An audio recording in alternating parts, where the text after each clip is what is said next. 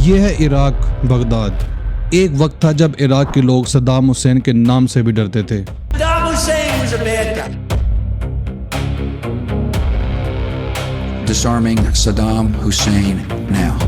लेकिन उसी बगदाद में एक ऐसा शख्स था जिससे खुद सद्दाम डरता था, जिसने सद्दाम हुसैन के सबसे वफादार आदमी और उसके पर्सनल बॉडीगार्ड को जान से मार डाला, जिसने गुस्से में आकर अपने ही सगे चचा पर गोली चला दी, जिसकी वजह से खुद सद्दाम हुसैन ने गुस्से में उसकी सारी लग्जरी कार्स को आग लगा दी। ये कोई अमेरिका का जासूस नहीं था और ना ही कोई अपोजिशन पार्टी का मेंबर। ये सद्दाम हुसैन का अपना सबसे बड़ा बेटा था, उदय हुसैन। एक आम लड़का जो इंजीनियरिंग कॉलेज में टॉप करता है, वो अचानक ऐसा क्यों बन जाता है कि लोग उसके नाम से भी कांपने लगते हैं। और आखिर में ऐसा क्या हुआ कि सद्दाम हुसैन ने अपने ही बेटे को जेल में भेज दिया, जिसने आखिरी वक्त में 200 अमेरिकन सोल्जर्स का आखिरी गोली तक मुकाबला किया। तो आखिर एक स्टूडेंट इराक का नेम ऑफ टेरर कैसे बना?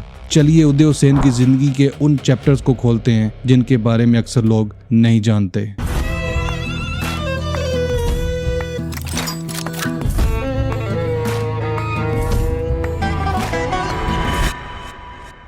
18 जून 1964 इराक के शहर बगदाद में एक बच्चे की पैदाइश होती है जिसका नाम रखा जाता है उदय हुसैन। लेकिन ये कोई आम पैदाइश नहीं थी और ना ही उदय किसी अमीर घराने में पैदा हुआ था। उस वक्त उसका बाप सद्दाम हुसैन इराक का प्रेसिडेंट नहीं था, बल्कि वो एक ऐसी खुफिया सियासी पार्टी का हिस्सा था जो उस वक्त की हुकूमत के खिलाफ बगावत कर रही थी। हालात इतने खराब थे कि उदय के पैदा होने के कुछ अरसे बाद सद्दाम हुसैन को जेल भेज दिया गया। यानी उदय ने होश ही बंदूकों और अपने बाप के जेल के चक्कर काटते हुए संभाला। बचपन से ही उसके दिमाग में ये बात बैठ गई थी कि अगर इस दुनिया में जीना है तो पावर जरूरी है। उदय हुसैन ने कॉलेज ऑफ इंजीनियरिंग में दाखिला लिया और वहाँ न सिर्फ पढ़ाई की बल्कि पूरे कॉलेज में टॉप किया। उस वक्त तक किसी के वहमो गुमान में भी नहीं था कि ये इंजीनियरिंग स्टूडेंट आगे चलकर क्या करने वाला है। फिर साल आता है 1979। सद्दाम हुसैन इराक के प्रेसिडेंट बन गए और हालात रातों रात तब्दील हो गए। जो उदय कल तक एक आम स्टूडेंट था, अब वो पूरे इराक का सबसे पावरफुल खानदानी शहजादा बन चुका था।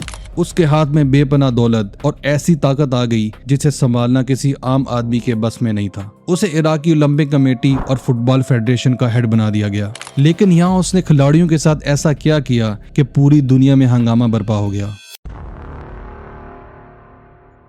उदय को जब इराकी ओलंपिक कमेटी और फुटबॉल फेडरेशन का हेड बनाया गया तो सबको लगा कि अब इराक में स्पोर्ट्स का एक नया दौर शुरू होगा। उदय खुद भी स्पोर्ट्स का शौकीन था और उसने खिलाड़ियों के लिए नए ग्राउंड्स भी बनवाए। लेकिन जल्द ही इस पूरे सिलसिले के पीछे एक ऐसी खौफनाक कहानी निकलकर सामने आई जिसने पूरी दुनिया को हिला कर रख दिया। 1990s में जब कोई इराक की नेशनल फुटबॉल टीम कोई बड़ा या अहम मैच हार जाती तो खिलाड़ियों के साथ जो कुछ होता वो किसी आम खेल का हिस्सा नहीं था। कुछ भागे हुए खिलाड़ियों और वेस्टर्न मीडिया ने बाद में बहुत बड़े दावे किए। इल्जाम ये लगा कि मैच हारने के बाद पूरी टीम को उठाकर एक खुफिया जगह पर ले जाया जाता। वहाँ खिलाड़ियों के बाल मुड़वाए जाते, उन्हें सख्त गर्मी में कंक्रीट के रास्ते पर नंगे पांव दौड़ाया जाता और उन्हें अजीबोगरीब फिजिकल सजा दी जाती ताकि वो अगली बार मैच जीत कर आए। हत्ता कि यहाँ तक दावा किया गया कि उदय ने बगदाद के अल रदवानिया प्रिजन में एक ऐसा जाती टॉर्चर सेल बनवाया हुआ था जहाँ उन खिलाड़ियों को रखा जाता जिनकी वजह से टीम मैच हार जाती थी। लेकिन उदय हुसैन और इराकी गवर्नमेंट ने तमाम इल्जामात को बिल्कुल झूठ कहा है। उनका दावा था कि अमेरिका और वेस्टर्न मीडिया ने पूरा प्रोपेगेंडा इसलिए रचा ताकि सद्दाम हुसैन की फैमिली को पूरी दुनिया के सामने जला साबित किया जा सके और इराक पर हमले के लिए मजबूत जवाब मिल सके। सच जो भी हो, अभी पूरी दुनिया इस स्पोर्ट्स वाले किस्से पर बहस कर ही रही थी कि अचानक एक ऐसी रात आई जिसने ये साबित कर दिया कि उदय के गुस्से से सिर्फ खिलाड़ी ही नहीं बल्कि खुद उसके बाप सद्दाम हुसैन के सबसे खास लोग भी महफूज नहीं थे। बगदाद के महल में अचानक उस चलने वाली गोली ने बाप और बेटे के दरमियान एक ऐसी दीवार खड़ी कर दी जिसके बारे में खुद सद्दाम ने भी नहीं सोचा था। 1988 बगदाद के एक महल में इजिप्ट के प्रेसिडेंट हुस्न मुबारक की बीवी के एजाज में एक पार्टी चल रही थी। इस पार्टी में दुनिया भर के बड़े बड़े डिप्लोमेट्स और लीडर्स मौजूद थे। इसी पार्टी के दौरान उदय गुस्से में हाल में दाखिल होता है और सबके सामने एक ऐसे शख्स पर हमला कर देता है जो सद्दाम का सबसे खास और वफादार बॉडीगार्ड था, जिसका नाम था कमाल हाना। कमाल हाना कोई आम बॉडीगार्ड नहीं था बल्कि वो सद्दाम हुसैन का पर्सनल फूड टेस्टर था, यानी वो शख्स जो सद्दाम के खाने को पहले खुद चखता ताकि कोई इसमें जहर न हो। उदय उस पार्टी में सबके सामने कमाल हाना पर हमला करता है और उसे जान से मार देता है। जब ये खबर सदाम हुसैन तक पहुंची तो उसे इतना गुस्सा आया कि उसने उदय को फौरन अरेस्ट करवाया और उसे जेल में डलवा दिया और उसकी अरबों डॉलर की लग्जरी गाड़ियों को आग लगा दी। सोर्सेस के मुताबिक कमाल हाना ने सदाम हुसैन की मुलाकात एक औरत से करवाई जिसका नाम शमीरा शाह बंदर था, जो बाद में सदाम हुसैन की दूसरी बीवी बनी। उदय इस बात को अपनी माँ साजिदा तलफा की तजलील समझता और उसे लगता कि कमाल हाना उनके खानदान को तोड़ रहा है, इसलिए उसने गुस्से में आकर ये कदम उठाया। सदाम हुसैन ने उदय को कुछ अरसा जेल में रखने के बाद अपनी पहली बीवी, जो कि उदय की मां थी, और कमाल हाना के माँ बाप की रिक्वेस्ट पर माफ तो कर दिया, लेकिन उसने उदय को इराक से निकालकर स्विट्जरलैंड भेज दिया। उदय जेल से तो निकल आया, लेकिन उसके दुश्मन इतने बढ़ चुके थे कि अगले कुछ ही सालों में उस पर एक ऐसा जानलेवा हमला होने वाला था जिसने उसे मौत के बिल्कुल करीब ला खड़ा किया।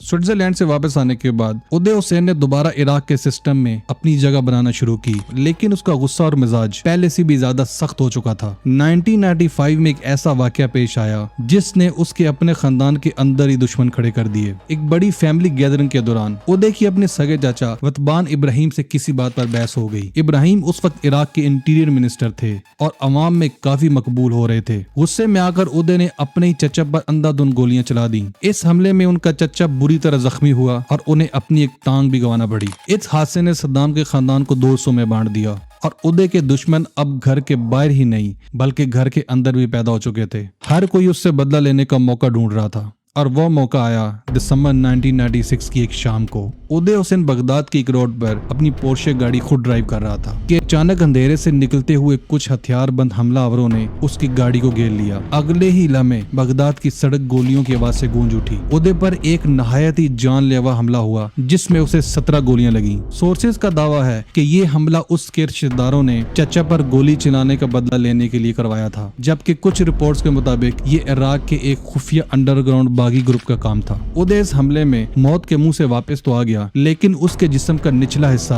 हमेशा के लिए मुतासिर हो गया और वो हमेशा के लिए हल्का सा लगड़ाने लगा। इस हमले के बाद सिक्योरिटी के लिए उदय ने एक शख्स को रखा जिसका नाम लतीफ याया था, जो कि दिखने में बिल्कुल उदय के जैसा था। लतीफ का काम यह था कि वो उदय के कपड़े पहनकर उसकी जगह पब्लिक में जाए ताकि अगर दोबारा कोई हमला हो तो असली उदय महफूज रहे। अब उदय के पास ना तो पहले जैसी सेहत थी और ना ही खुलकर बगदाद में घूम सकता था। साल 2003 में अमेरिका ने जब इराक पर हमला किया तो सबको लगा कि उदय सबसे पहले मुल्क छोड़कर भाग जाएगा, लेकिन आखिर उस आखिरी रात मूसल के उस बंकर जैसे घर में क्या हुआ? 2000 अमेरिकन सोल्जर्स के आगे उदय और उसके भाई ने सरेंडर क्यों नहीं किया?